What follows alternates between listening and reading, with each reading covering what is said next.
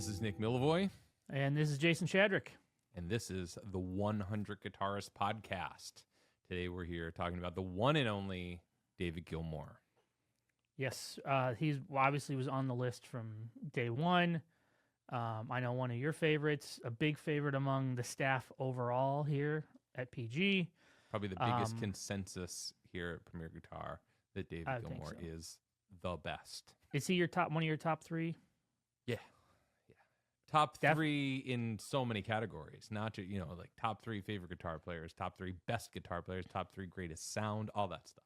All right, but today's episode is brought to you by EMG. And since 1976, EMG, who basically invented active pickups, have been churning out pickups, and they have graciously decided to support our project here. They are used by artists by Metallica, David Gilmour, Prince, Steve Lukather, Living Colour, Judas Priest, Zakk Wylde, Slayer, Les Claypool, and many, many more. And they also have these really hip solderless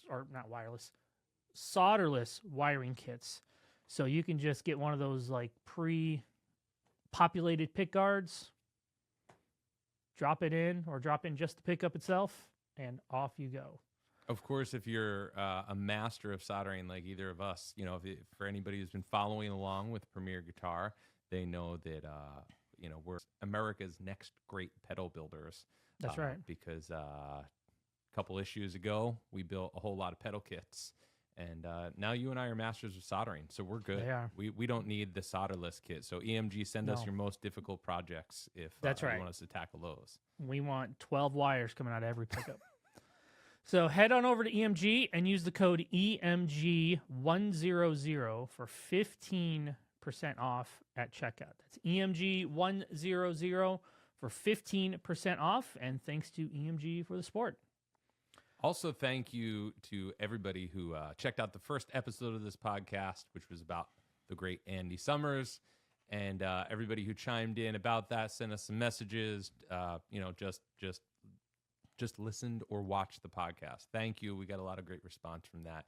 And when we put out the call to action to get some input about David Gilmour today, people responded with pretty great responses. So thank you.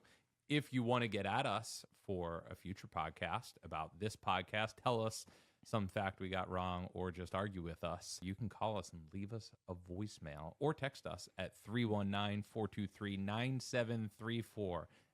Nobody will answer your call, but you can leave a message there. That's right. And even, drop us some about episode you saw, or even let us know who we should cover in a future episode. Because although we have a big list that we're pulling from, all 100 have not been finalized. True. You know what I kind of hope? I kind of hope we get messages from people with I want to have at the end of this podcast, when you and I have done 100 episodes, I want to release a list of the 100 weirdest requests that people have made. So the 100 weirdest guitarists that people have reached out to us and said, this person needs to be on that list. So let's get cooking. Tell us, give us some weird names. Uncle Freddie from Bergen County needs to be on the list. All right, let's get to it. We have very timely news about our fake guest today, David Gilmour. I think we got to get warmed up first, though, right? Oh, Before we get, we're going to do things a little bit differently than we usually do them, which is to say in our one episode so far. And we're not going to really survey David Gilmour's career. Everybody who's listening to this podcast knows everything about David Gilmour, probably. So we're going to focus on current stuff. But let's warm it up. Let's get a good feel for how awesome David Gilmour is. So we asked a couple friends of the podcast, some guitar players we know and like, to send in just, their thoughts on David Gilmour. So guitarist Greg Belisle-Cheese, he's a New York-based guitar player, plays with the saxophonist and composer Tim Byrne a lot. He has a new record coming out called Hum. Greg's a friend of the podcast, and he sent us a little message to let us know what he thinks about David Gilmour. I remember when I was like 13 or 14, my stepdad really wanted Dark Side of the Moon on CD, and as a young guitar player, who was really into the Beatles and Jimi Hendrix and Led Zeppelin. I had never heard Pink Floyd at that time, so I went to my local record store and bought Dark Side of the Moon for my stepdad for his birthday. And when I got home, I was too excited to wait a day to listen to it. So I unwrapped it and listened to Dark Side of the my stepdad's copy of Dark Side of the Moon. And I just remember being floored by David Gilmour's playing on that record. I think his sound is really revolutionary. The way that he used the trem bar was really, really lovely. His solo on Time is super melodic and so motivic and really singable too. And his musicianship is just unparalleled as well. I mean, really good singer, really good harmonizer, really innovative. Yeah, he's a top 10 rock guitar player for me for sure. All right, thank you, Greg. Jason, do you remember the first time you heard Dark Side of the Moon? I don't, because it was just so ubiquitous. However, the first time I really paid attention, this probably explains a lot about me, was the time, I want to say it was, all the Fish nerds are going to hit me on this. I want to say it was fall of 98. Fish decided to, it was right after Halloween, and everybody thought they were going to play Dark Side of the Moon for the Halloween costume. But a couple days later, I believe in Salt Lake, and from what I've heard, they decided this over set break. Decided to, or maybe between sound check and the show, like it was basically like last minute. They're like, we're gonna our second set tonight, we're just gonna play Dark Side of the Moon front to back. And they did it. And that's when I was like, oh, maybe I should dive into this more. And I was probably, I was 16, 17. So that's when I'd always heard the "We Don't Need No Education" song. That's what I thought it was. But that's when I really went back and, went down to my library and checked out the CD and sat. All right, be honest. What did you like more, the Fish version or the Pink Floyd version? I think the Pink Floyd version, just because bootleg technology at that time, it was not. I didn't hear the Fish version until months later, maybe. And it was like, yeah, they're extremely great musicians and they're all familiar with it, but you could tell it was like, it's rough. A gag. It was like, we're just going to mess with these people as much as possible, and we're just going to play Dark Side of the Moon. For me, it was the opposite. That was, I'm not a Fish head or nothing like that, but that was the way I got interested in Fish. Was a friend had the bootleg, and I was really into Pink Floyd. And that same show? And yeah, and my friend was like, here's a CDR. And then I was like, okay, Fish is pretty cool. And then I think I got riffed after that. Oh, yeah. It was November 2nd, 1998. Oh, okay. That was the official date. Yeah, that checks out. I probably heard it right after that. Like not sometime later that year or something. That school year. Yeah, that was it. So, yeah, we should put a link to that. We'll find a link to the Fish version. We'll put it down in the old comments here. I'm curious to go back and listen. I am too. All right, we have another text, which is one of my favorites. This is a text from a good friend of the show, Chris Forsyth. Chris is a really great guitar player, has a lot of albums out on the No Quarter label, but also he is my bandmate. And he's sending this this message. I'm just going to read it. Chris says, when I was in kindergarten or first grade, I took a field trip, and the bus driver was blasting Pink Floyd, and it seemed like the most terrifying thing I had ever encountered. That's probably Roger Waters' fault, but I did eventually grow to love some David Gilmour. He's the creator of possibly the most singable guitar solos in rock. Also, he is easily my favorite of the 80s Armani and Stratocaster Mafia, whose other Charger members were Knopfler, Number 2, and Eric Clapton, who isn't even qualified to do the others' laundry. That's Jason, a hot take. That's a hot take.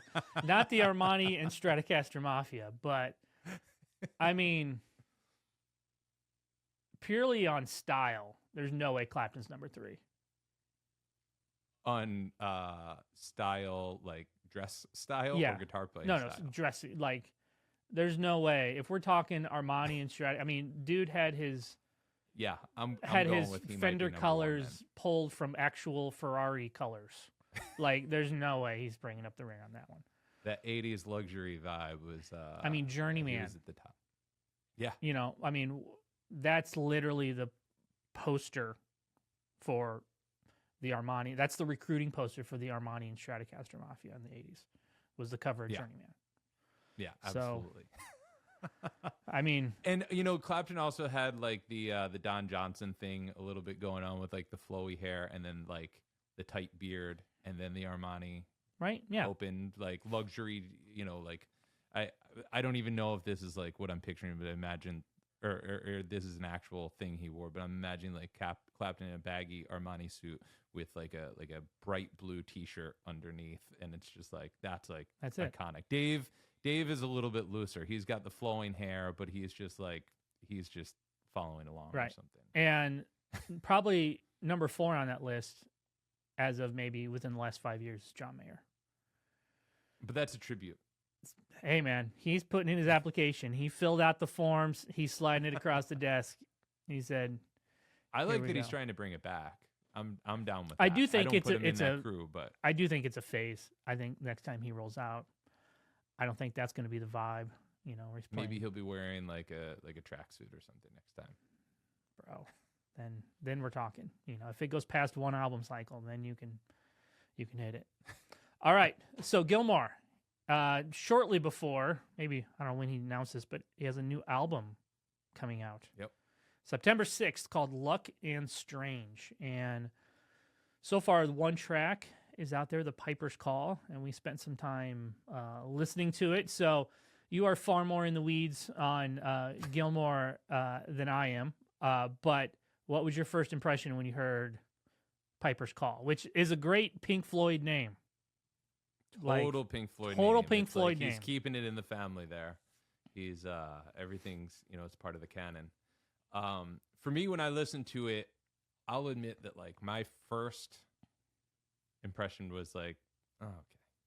Like I didn't. It was just like, oh, okay. It sounds like Dave Gilmour. I think I was a little like I didn't come into it with any expectations. Honestly, I had his last record was Rattle and Lock, which came out in 2015. I listened to that. I think it's a cool record, and I probably listened to it once or twice when it came out and haven't thought about it since.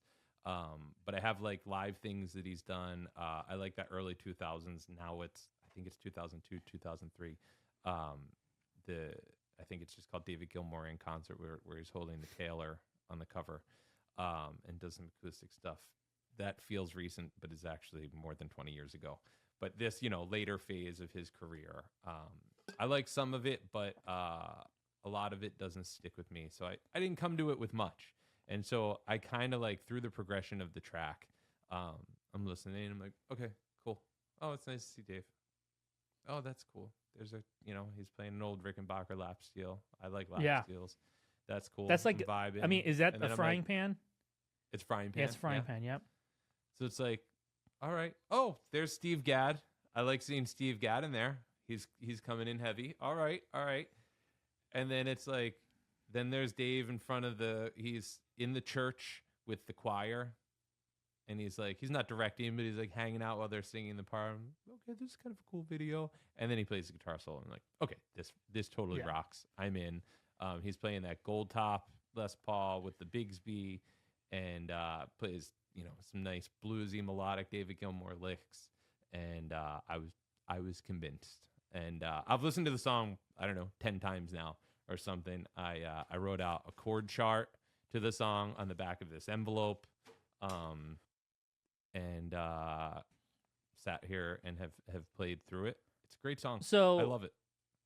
I was like, okay, it sounds like obviously heavily influenced Pink Floyd because it's a Dave Gilmour track, but to me, like, it really came together with his guitar solo because it was a bit grittier tone than I was maybe would normally think of when thinking of Gilmour.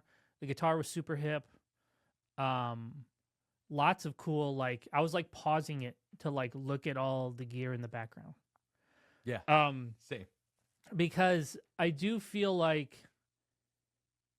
David, or maybe David's Tech, really stays in the loop on like new gear stuff. Like anytime you see that pedal, I don't say rack because they're all like on a table, like he can access them, right? Like there's always one or two like new things creeping in there. Yeah. You know. But he had, I mean, I don't know if he used I don't know who knows what he used on the solo and stuff, but it was probably used an Alessandro amp. I would bet he did. You know, that seems to be his go-to. That's what's always behind him when you see a picture of him from the last couple decades is 2 Alessandro amps. And he had that nylon string, which Yeah, thanks I to thought your that was sleuthing, we're kind of guessing it's the C10 SP, the Cordoba C10 Cordoba SP, C10 SP, which like the street price on that, and like this is totally reasonable, and you know I wouldn't think about this really with any other guitar player other than the guy who sold $1 million Stratocaster, that it's a $1,300 guitar, and it sounds awesome. But like here's a guy who you know, a nylon string guitar, like a nice nylon string guitar, like a performance model is, I mean, how much do those cost now? I haven't paid attention to that in a long time. $10,000, something like that. Oh, like a classical? I mean, like a classical, yeah. Yeah, like if you want like a proper, like if you're a concert, classical and player. it's like I don't know, I'd expect David Gilmour to have the best of everything he can, and I think that says something, is that he's playing a $1,300 Cordoba and it sounds awesome. Yeah, I mean, so, pretty cool. Slight correction though, Black Strat went for $4 million.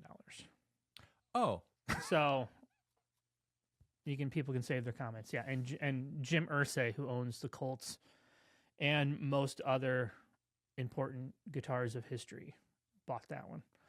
Am I thinking of did the number 1 Strat sell for $1 million?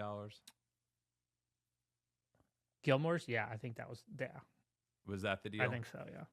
Black Strat was $4 million. Something like that, yeah. $4 million. Man. I simultaneously think that's really low, but yet really high. Like, I mean, if you're telling me, yeah, the Strat's gonna the Black Strat is gonna sell for $4 million, I'm like, wow. I mean, yeah, other things sell. Sports memorabilia sells for crazy prices. I mean, I don't know anything about that, so I couldn't tell you, but it seems like I hear about things like that. Yeah. You know, but that's the guitar. But it's one of the higher. I think the only thing that's beat it in an auction was Eddie Van Halen's guitar from the Hot for Teacher video. How much did that sell for? I think just over that. Yeah. Wow. Maybe 4.5. Yeah. I mean, I think it was like pretty close. They were like neck and neck. Yeah. Wild. A Black Strat does appear in the video. A Black Strat. A Black Strat. Yeah. I'm sure it's a custom shop replica. Does that say something about the Fender custom shop that Gilmour's like, okay, I have this thing that's worth $4 million to somebody else, but to me, it's just my guitar I've always had. That I can have them make this and sell this for $4. I mean, I know he didn't make $4 million.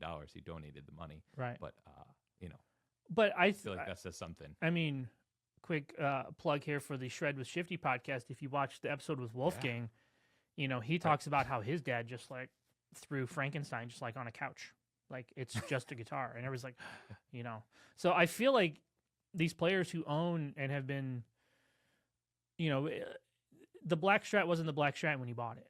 It was just a good Strat. And, you know, so he didn't develop this mythical relationship with the instrument. We all did. So he has a new album coming out, put out the new song, and to everybody's excitement and chagrin, he's only doing 4 dates in the United States. So maybe that'll change by the time this episode comes out in a few days. Bro's like, I'm giving you 4 days. I'm giving you 4 days, you Americans. That's it. All right, so here's the question. Jason, are you flying to LA or New York? Not a chance. No. I mean, Yeah, he's playing Wait, the Hollywood. It is L.A. and New York. Yeah, right? it's Hollywood Bowl and MSG.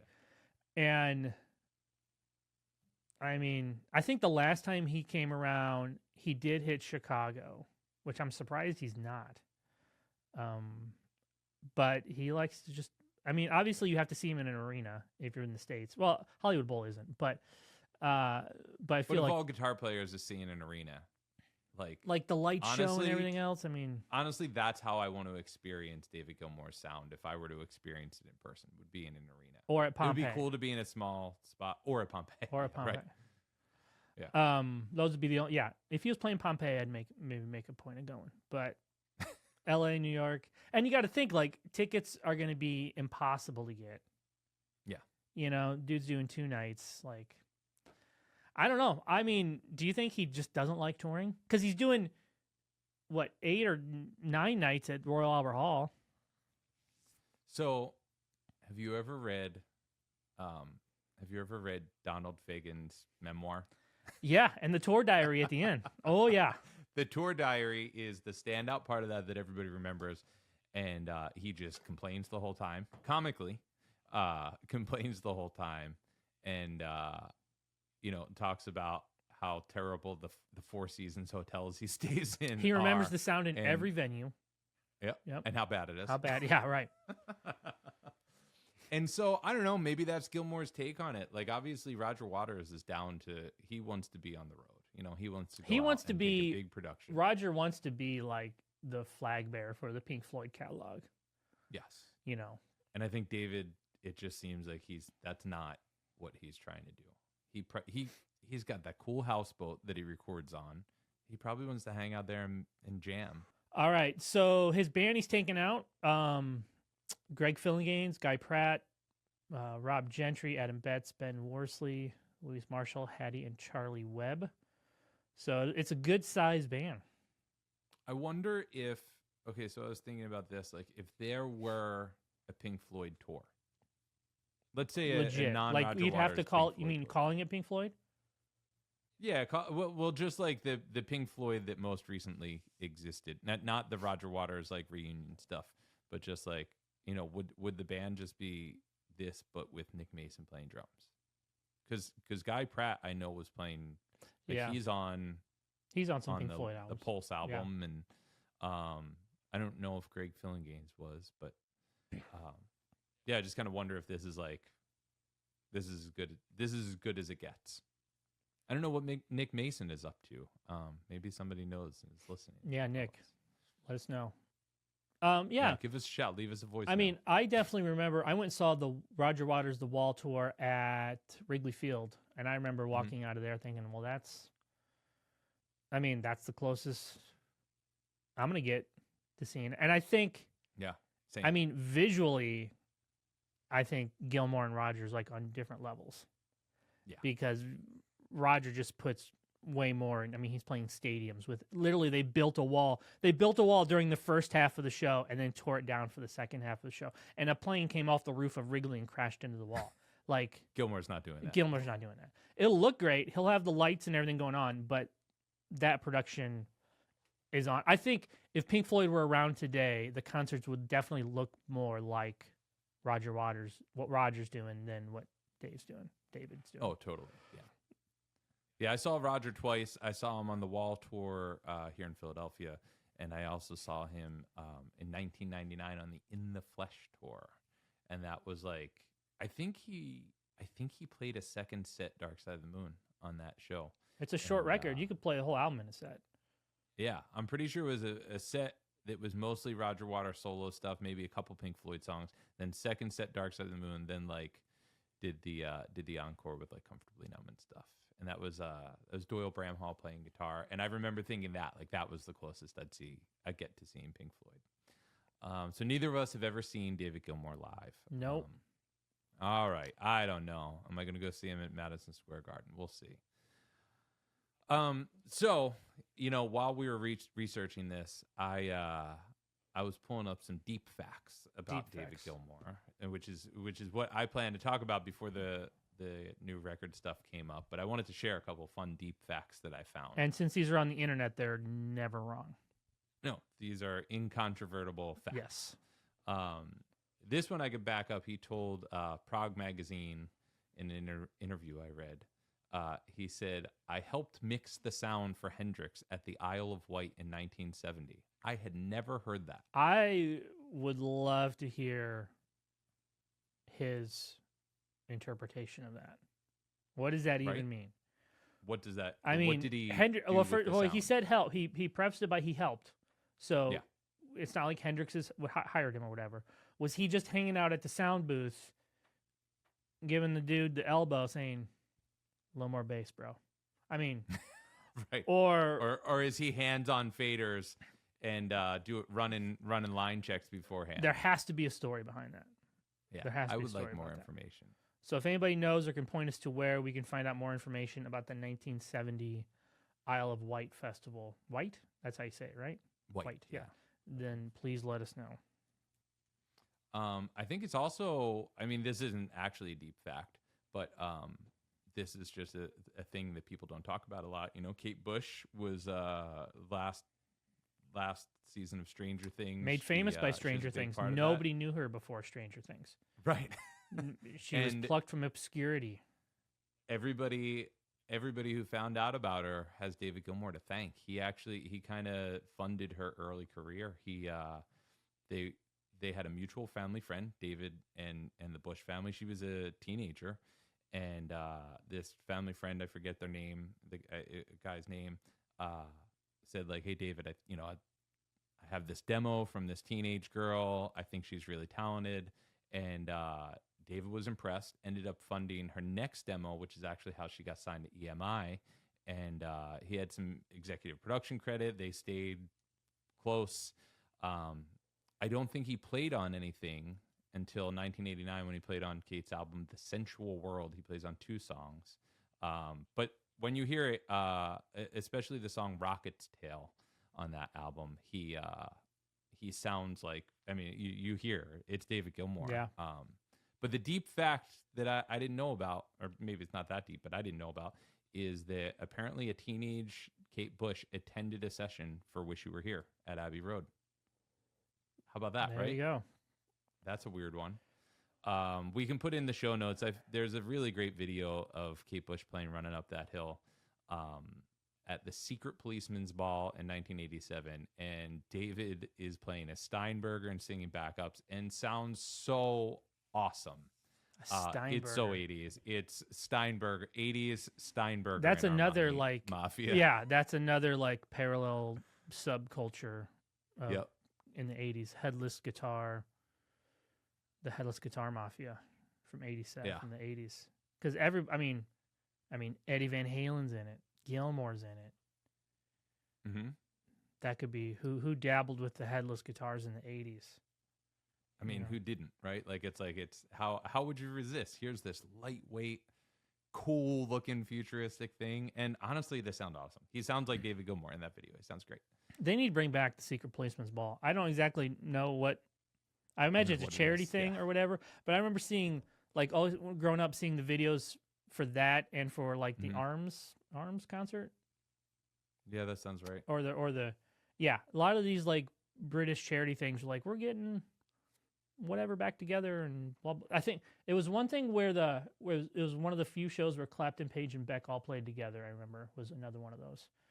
Okay. It could have been a policeman's ball, but yeah, bring those 80s back. big charity concerts were such a thing. 80s charity concerts need to come back. Like don't update them. Yeah. I want the same bands. The same people. I want the same clothes. I want the same guitars. Like, just literally run it back. Run it Yeah, back. where's Bob Geldof? Get Bob Geldof up You know. there. Get him putting some stuff Here's together. another one that you pointed out to me that I went back and listened yeah. is the 99 Paul McCartney Run Devil Run album. Yeah.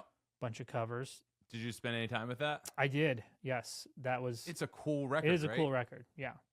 And then there's that live concert they do at the Cavern Club where they run through it. Man. And such a cool way to hear David Gilmour. He doesn't sound, I don't know that I've heard any other recording that he plays on where he sounds less like what you expect David Gilmour to play. Right. Right? He's just playing a telly, and I couldn't see any pedals on the ground or anything. I wouldn't be surprised if it's just a telly into a Tweed Pro. I Tweed Pro or Bassman, whatever it is that is behind him. But maybe there's some slapback. Maybe he has an Echoplex or something going. I'm not really sure. But just a simple stripped down rock and roll band. What a cool album. Yeah. I don't hear anybody talk about that. Not even Paul. Yeah. Ian Pace from Deep Purple also on that record. I dig it. All right. Yeah. Half-ass gear research, which I would say he's probably top 5 in guitar players whose gear has been dissected within every detail. Yeah. I mean, there's a great website, which you all should check out. We'll put a link down below, called Gilmour-ish. And they break it down by album and tour. I'm just going to pick a random one here. Let's look at you like that David Gilmour in concert thing. So, check on that.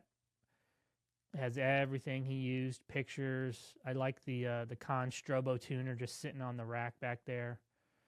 A lot of Pete Cornish stuff. Obviously, the Black Strat was still around at that time.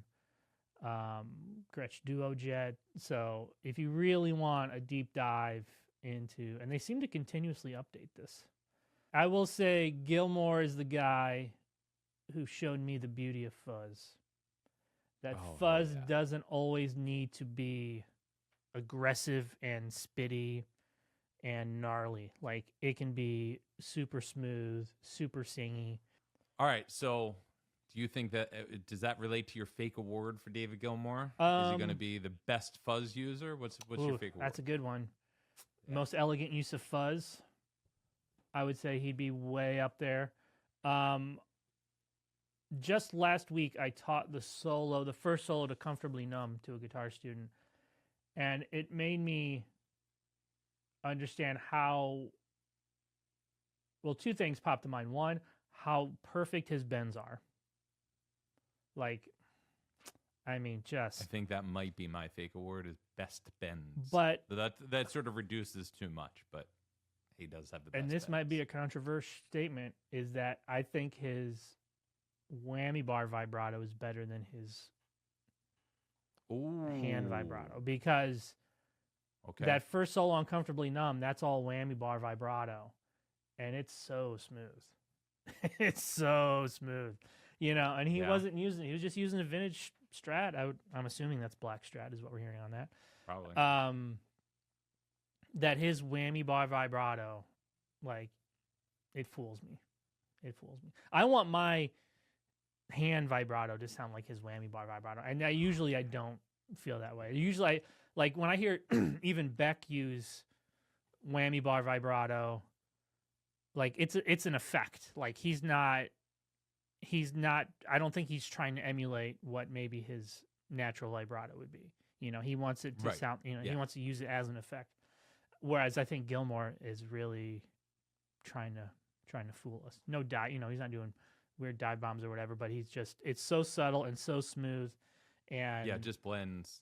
I don't really know that I think too much about the difference between what his right hand whammy bar vibrato and his left hand vibrato. It's just like it's all one. It's all one big vibrato. Yeah. All right, what's yours? I mean, best bends feels like a little, I don't know, like this is crazy at number, we're at the second episode of 100 guitarists, but biggest tone.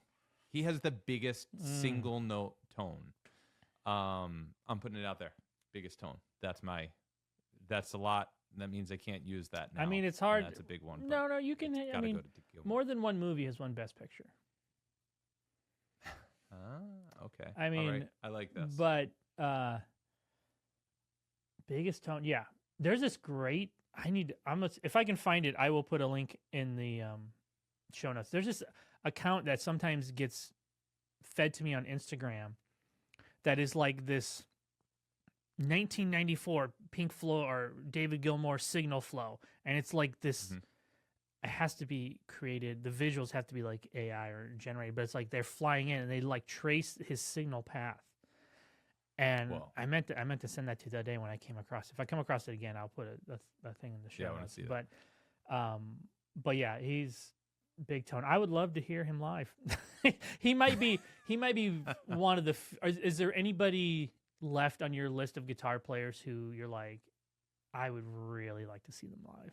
My list is very guitar short. players? Yeah, he's probably number one on there. Maybe this says something about me. I just saw Neil Young 2 nights ago, and Neil Young is still the answer. Just as many times as I can see him, I need to But see I mean, like guitar players who you feel like, as a guitar player, you need to see in your lifetime.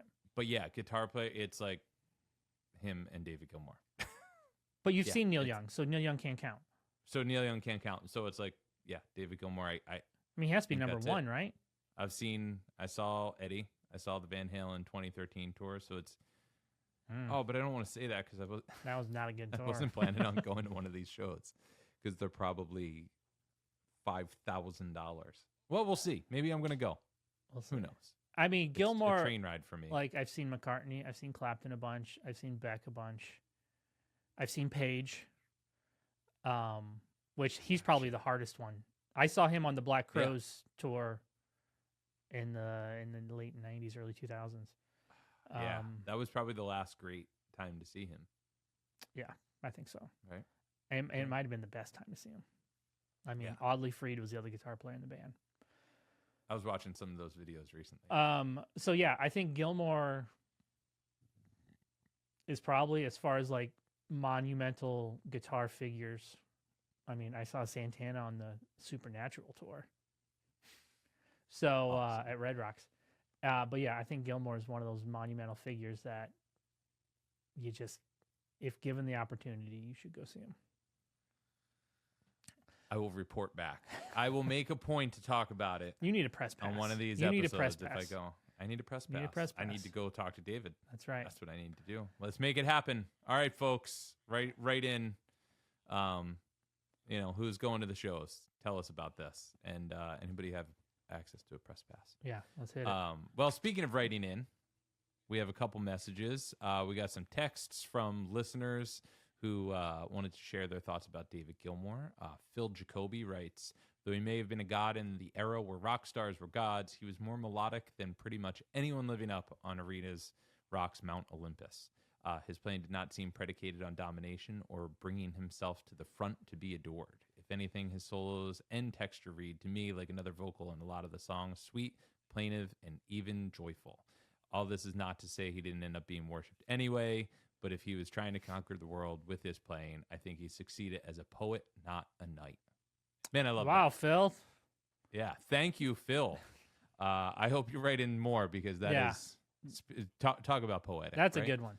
You got points on that one. Yeah. All right. And then, I'll read the next one. Derek Flynn.